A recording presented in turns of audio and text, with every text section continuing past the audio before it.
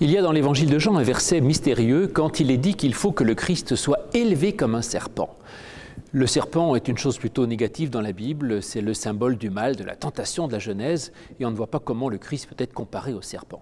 En fait, c'est une allusion à un autre texte, une histoire bien connue dans le livre des Nombres, au chapitre 21, où le peuple était mordu par des serpents dits brûlants, et Dieu dit à Moïse de se faire un serpent d'airain, de le monter sur une perche, et il disait que ceux qui regardaient ce serpent d'airain avaient la vie sauve quand ils avaient été piqués par les serpents venimeux. Alors, on comprend assez bien cette histoire de Moïse, en disant qu'en fait, il y a une explication psychologique. Quand il y a un danger qui nous menace, il faut apprendre à le regarder en face, à essayer de le comprendre, de l'imager. Et quand on comprend le danger, on est plus à même de pouvoir s'y préparer et de savoir y réagir. Ou alors, cela veut dire aussi que quand il y a quelque chose qui nous fait peur, il faut l'élever. Il dit « mets-le sur le serpent » et quand on regarde vers le haut. Donc il faut lever son regard, ne pas regarder aux choses terre à terre, mais regarder vers les choses plus élevées et alors les choses deviennent plus positives et moins dangereuses. Mais comment cela peut-il être comparé au Christ?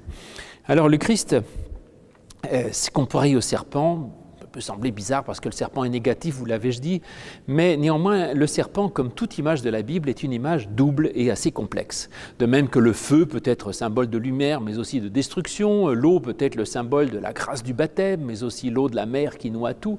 Et de même, le serpent, s'il est négatif, peut aussi être le symbole de l'intelligence, voire même de la résurrection, parce qu'il change de peau. Et ainsi, dans l'Antiquité, il y avait le caducée, le serpent des médecins, qui était un signe de vie. Et donc, le serpent est dans la Bible présenté comme l'animal intelligent. Et l'intelligence de même peut être la meilleure ou la pire des choses, suivant qu'elle sert pour son propre pouvoir ou pour son orgueil, ou alors si on met l'intelligence au service de la compréhension et de l'astuce pour arriver à trouver des solutions pour aider et sauver les autres. Alors l'idée c'est que cette intelligence qui peut être positive ou négative, il faut l'élever à Dieu.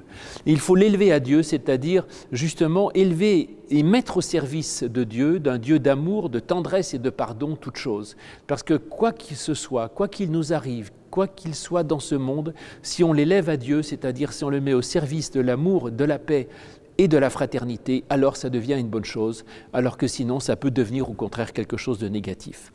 Et peut-être même que le Christ lui-même, ou le Jésus lui-même, peut être aussi source de mal qu'on imagine tous les intégrismes. Et si on lit l'Évangile comme une façon de condamner l'autre, comme une façon de l'accuser, de le culpabiliser, tout ça peut être dangereux. Mais donc l'Évangile là lui-même nous invite à prendre le Christ et à le symboliser, c'est-à-dire à le lire non pas comme une histoire historique et réelle, autrement dit, mais comme un symbole, et d'élever ce symbole vers Dieu, vers ce Dieu de grâce, d'amour et de tendresse. Et alors quand on met ce Christ au service de l'évangile de la grâce et de l'amour, alors ça devient quelque chose qui peut nous sauver de tous les serpents brûlants de notre vie.